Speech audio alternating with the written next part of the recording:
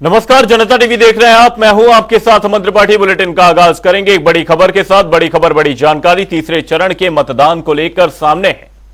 तीसरे चरण की वोटिंग जारी है। यूपी की 10 सीटों पर वोटिंग जारी है। सुबह 9 बजे तक 11.13% मतदान हुआ है। आगरा में 10.62%, आंवला में 11.42%, बदायूं में 10.9%, बरेली में 8.91%, एटा में 10.52%, फतेहपुर सीकरी में 14%, फिरोजाबाद में 13.36%, हाथरस में 10.77%, मैनपुरी में 12.18% और संभल में 14.71% मतदान देखा गया है।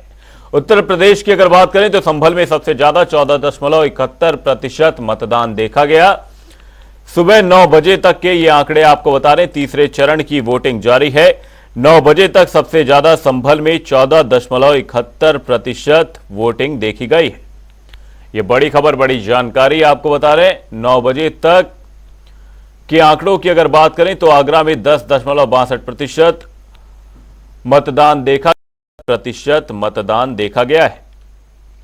यह बड़ी खबर, बड़ी जानकारी। एटा में 10.52% मतदान देखा गया। वहीं संभल में सबसे ज्यादा 14.71% मतदान देखा गया है। यह बड़ी खबर, बड़ी जानकारी आपको बता रहे हैं। उत्तर प्रदेश में मतदान के मद्देनजर सुबह 9 बजे तक के आंकड़ों की अगर बात की जाए तो संभल में सबसे ज्यादा मतदान देखा गया है। संभल में 14.71% मतदान देखा गया।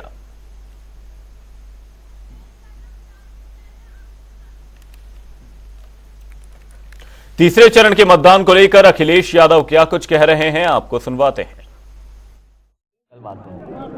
आपको तकलीफ पहुंचाने के लिए हम लोग तो मेहनत करते हैं। हाँ, इनको जाना है अपने बूथों को राउंड करने। तो ये जो गर्मियों में वोट पड़ रहा है, ये 1 महीने पहले भी वोट पड़ सकता है। मैं सभी अपने साथियों से और सभी मतदाताओं से अपील करता हूं, आज के दिन जब तीसरे चरण का वोट पड़ रहा है, ज्यादा से ज्यादा वोट पड़े। यही वोट है जो हमारे और आपके जीवन को बदल सकता है। सोच समझ करके मैं सभी मतदाताओं से अपील करता हूं, तीसरे चरण और अगले चरणों में जहां वोट पड़ेगा, सभी मतदाताएं ज्यादा से ज्यादा वोट डालें। और यही वोट है जो संविधान और लोकतंत्र मजबूत करेगा।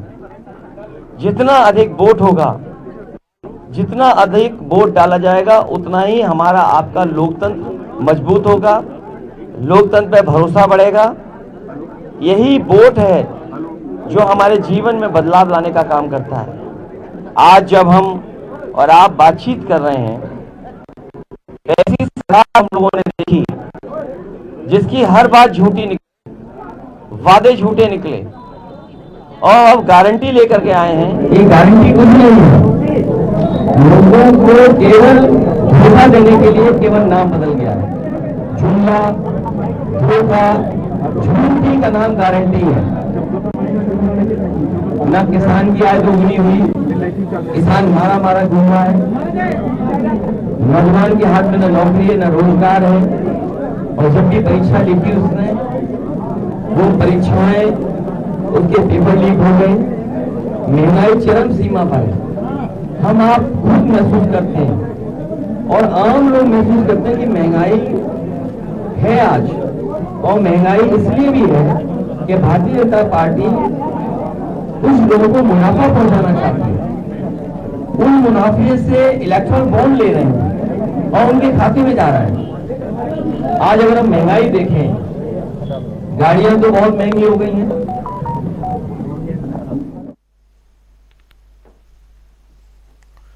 तीसरे चरण में उत्तर प्रदेश में कुल 1,89,00,000 मतदाता मत डालते नजर। तीसरे चरण का मतदान है। मैं देशवासियों को विशेष रूप से आग्रह करूंगा कि लोकतंत्र में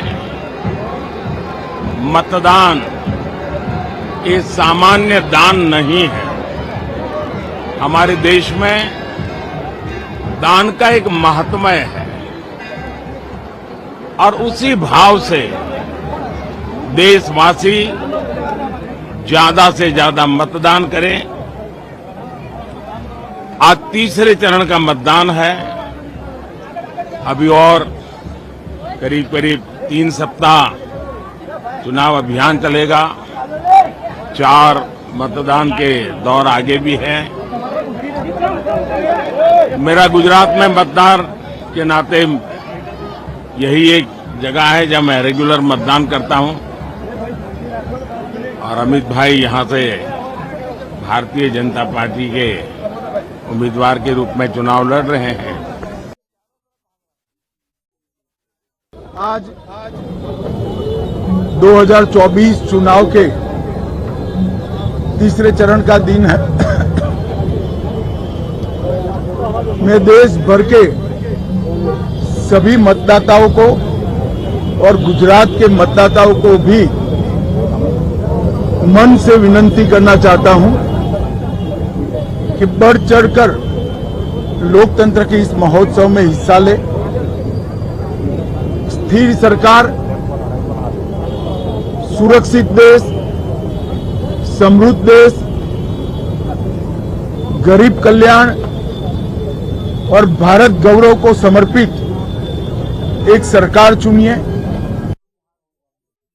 मतदान हमारा अधिकार है और अधिकार का उपयोग करना सबकी फर्ज में आता है और इसी वजह से जो मतदाता है वो अपना अधिकार का उपयोग करे और भारत के निर्माण में और विश्व गुरु बनाने में सहयोग करें। अपने परिवार सहित आज कमल के निशान के सामने वाली बटन दबा करके आगरा की जीत सुनिश्चित करते हुए मोदी जी के हाथ में जिताने के लिए कमल के निशान को पहले मैं आगरा की जनता के साथ साथ गाँव में जितनी लोकसभा का चुनाव हो रहे हैं अपने मन की सरकार चुनने के लिए, अपने सपनों की सरकार चुनने के लिए, सरकार चुनने के लिए, राष्ट्र के गौरव को बढ़ाने वाली सरकार चुनने के लिए मोदी जैसे विश्वव्यापी नेता को और करने के लिए मतदान केंद्र पर जाए मोदी जी के। देखिए, आज भारत के लोकतंत्र का सबसे बड़ा महापर्व है। सब लोग घर से निकले, हमारे देश को विकास और परम वैभव की ऊंचाइयों पर ले जाने के लिए खुलकर मतदान करें, निर्भीक होकर मतदान करें, आदरणीय मोदी जी के हाथों को मजबूत करें, मैनपुरी के संपूर्ण विकास, कानून का राज और सुशासन के लिए वोट करें और सब लोग आज घर से निकल के मतदेय स्थल जाएं और निर्भीक होकर के मतदान करने का काम करें। मेरी सब लोगों से अपील है। कमल खिलाएंगे तो उनका बेटा जयवीर सिंह उनकी सेवा में, उनके साथ सुख दुख में सदैव साथ खड़ा है, साथ खड़ा रहेगा। बदायूं में तीसरे चरण का मतदान जो है वो आज शुरू हो चुका है। क्या क्या व्यवस्थाएं की गई हैं, इसके लिए हमारे साथ सीडीओ साहब बदायूं मौजूद हैं, केशव कुमार, उनसे जानेंगे। क्या सर, मतदान शुरू हो चुका है, किस तरीके की? सबसे अच्छी बात तो ये है कि आज मौसम थोड़ा बेहतर है कल से, लेकिन फिर भी आप देख रहे हैं बूथ पे पूरी व्यवस्था है, मेडिकल टीम भी है, आंगनवाड़ी कार्यकर्ती भी हैं, बीएलओ का भी फैसिलिटेशन कैंप लगा हुआ है ताकि किसी को अगर अपना नाम ढूंढने में कोई समस्या है, जैसे बड़ा बूथ है यहाँ, कई सारे बड़ा केंद्र है, कई सारे बूथ हैं, तो उसके लिए हमारे बीएलओ मदद के लिए बैठे हैं। और बूथ पे आप खुद ही देख रहे हैं व्यवस्थाएं बिल्कुल सुचारू हैं, महिला और पुरुषों की अलग अलग लाइनें हैं, छाया की व्यवस्था है, यहाँ पर कोई समस्या नहीं है, पीने पानी की व्यवस्था है।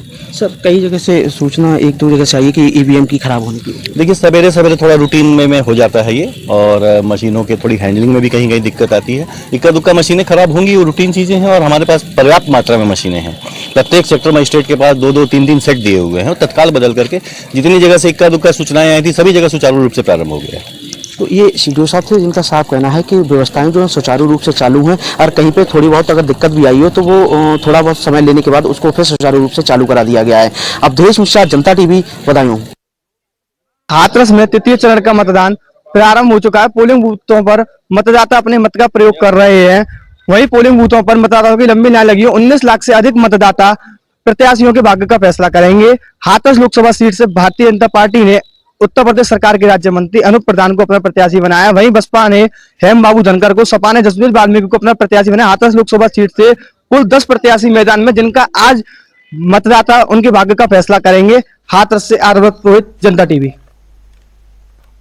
तीसरे चरण के मतदान पर चर्चा करने के लिए बरेली से हमारे सहयोगी फजल उर रहमान और आगरा से हमारे सहयोगी बृजकिशोर शर्मा हमारे साथ जुड़ गए हैं। बृजकिशोर जी, सबसे पहले आपका रुख करूंगा, आगरा में किस तरह का वोटर टर्नआउट देख पा रहे हैं? 9 बजे के आंकड़े सामने आए, कुछ इतना उत्साह नजर नहीं आया, साथ ही कई जगह से ईवीएम के खराब होने की शिकायतें भी नजर आई। किस तरीके का वोटर टर्नआउट देख पा रहे हैं आगरा में? देखिए, वोटर देखा जा रहा है जिस तरह से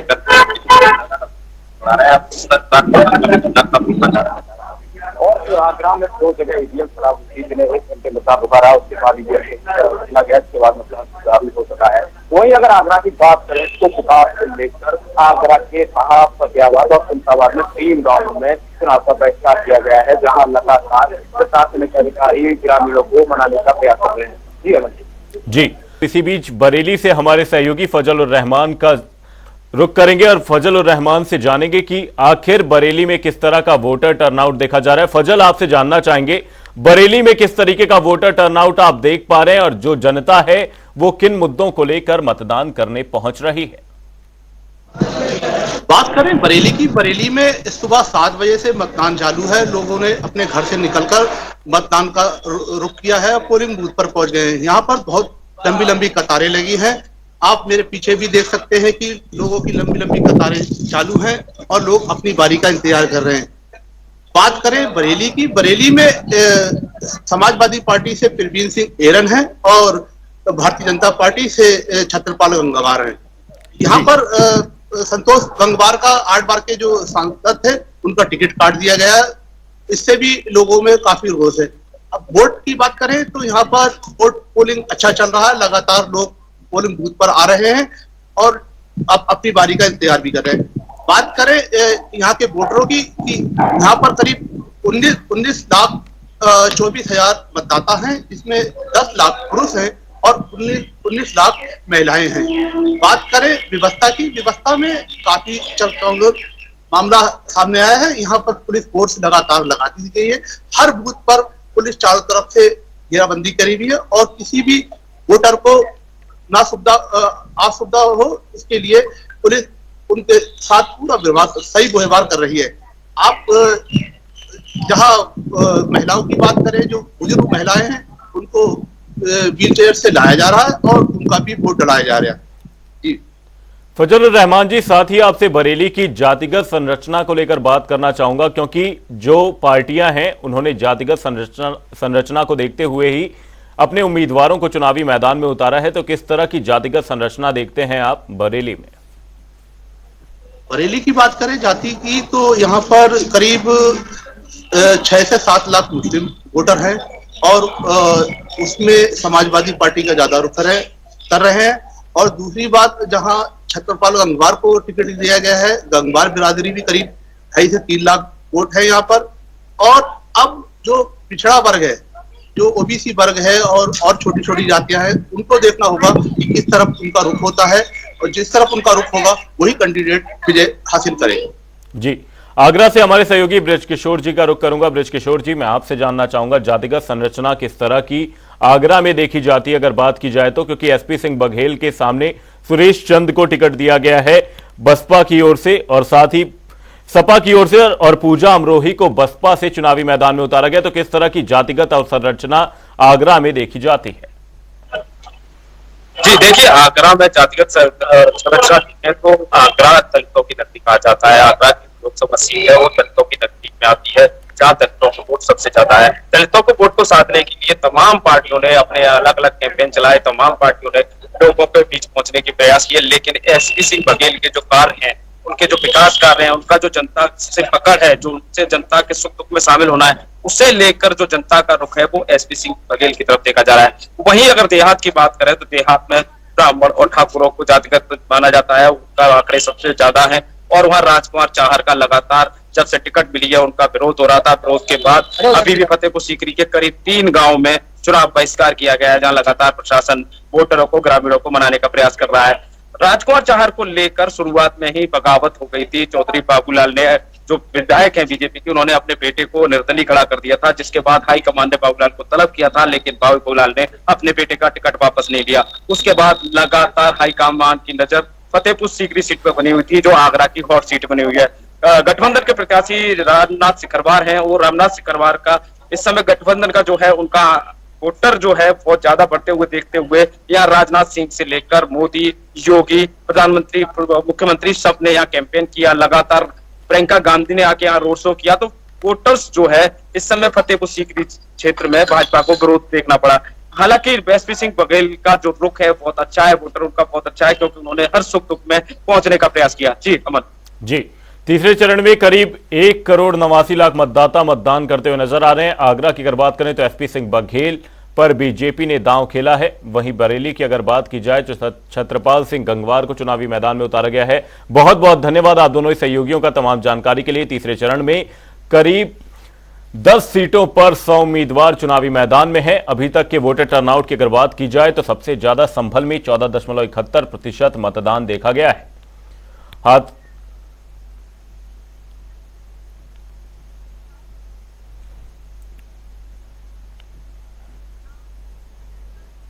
बुलेटिन में रुक करेंगे अगली बड़ी खबर की और बड़ी खबर, बड़ी जानकारी सामने। इस वक्त की बड़ी खबर आपको बता दें, मतदान के बीच कई जगहों पर ईवीएम मशीन खराब हो गई है। यह बड़ी खबर, बड़ी जानकारी। संभल के बूथ नंबर 369 में ईवीएम खराब हो गई है। वहीं बदायूं के बूथ संख्या 361 में मतदान रुक गया है। वहीं कासगंज के बूथ संख्या 96 पर ईवीएम मशीन खराब हो गई है। फिरोजाबाद में बूथ संख्या 137 पर मतदान रुक गया है। आगरा की बूथ संख्या 75 पर मतदान रुका है। वहीं लोगों को वोट डालने के लिए इंतजार करना पड़ रहा है।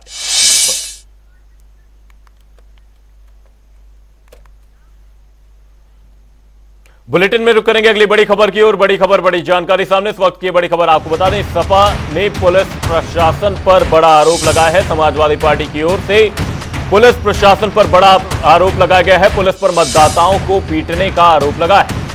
असमौली में बूथ संख्या 181, 182 और 183 पर मारपीट की खबर है। मारपीट का आरोप समाजवादी पार्टी की ओर से लगाया गया है। समाजवादी पार्टी ने एक्स पर पोस्ट करते हुए संभल लोकसभा के असमौली में बूथ संख्या 181, 182, 183, 184 और 185 पर पुलिस द्वारा लोगों पर मारपीट करने का आरोप लगाया है।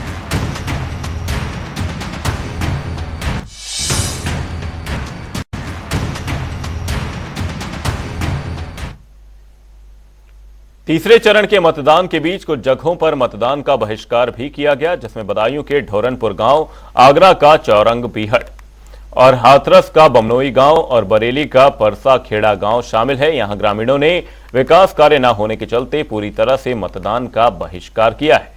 तस्वीरें हाथरस और बरेली से सामने हैं, जहां पर मतदाताओं में उदासीनता नजर आई और लोग मतदान का बहिष्कार कर रहे हैं।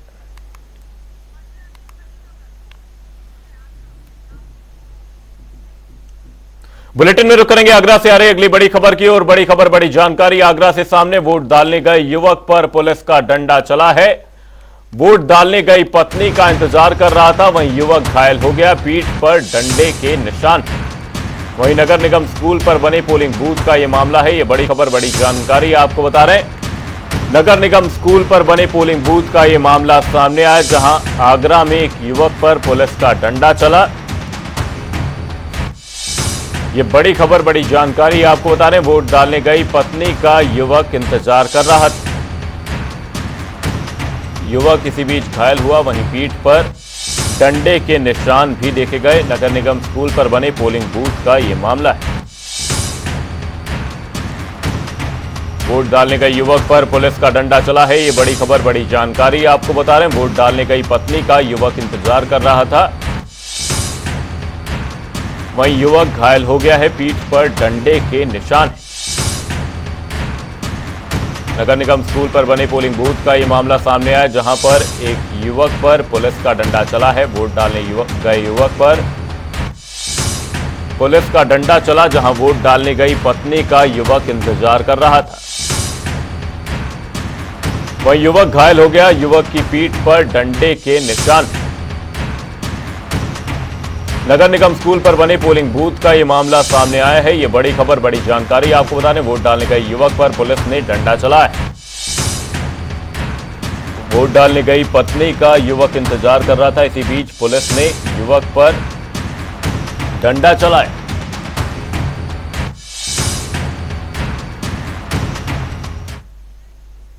मैनपुरी से अगली बड़ी खबर सामने, बड़ी खबर, बड़ी जानकारी मैनपुरी से आपको बता रहे। मैनपुरी से इस वक्त ये बड़ी खबर, मतदान के बीच झड़प की खबर सामने है। बीजेपी और सपा कार्यकर्ताओं में यह झड़प देखी गई है। करहल में बूथ संख्या 356 और 357 का यह मामला है।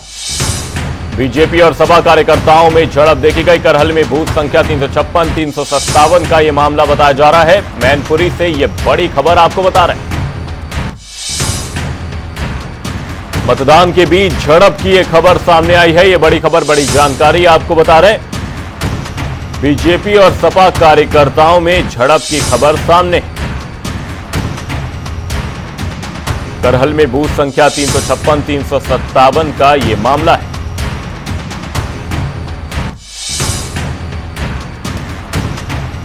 तमाम जगहों पर इस तरह की मारपीट और झड़प की खबरें सामने आ रही हैं। उत्तर प्रदेश की अगर बात करें तो बीजेपी और सपा कार्यकर्ताओं में झड़प की यह खबर मैनपुरी से आपको बता रहे हैं। करहल में बूथ संख्या 356, 357 का यह मामला है। तीसरे चरण के मतदान के बीच इस तरह की खबरें सामने आ रही हैं।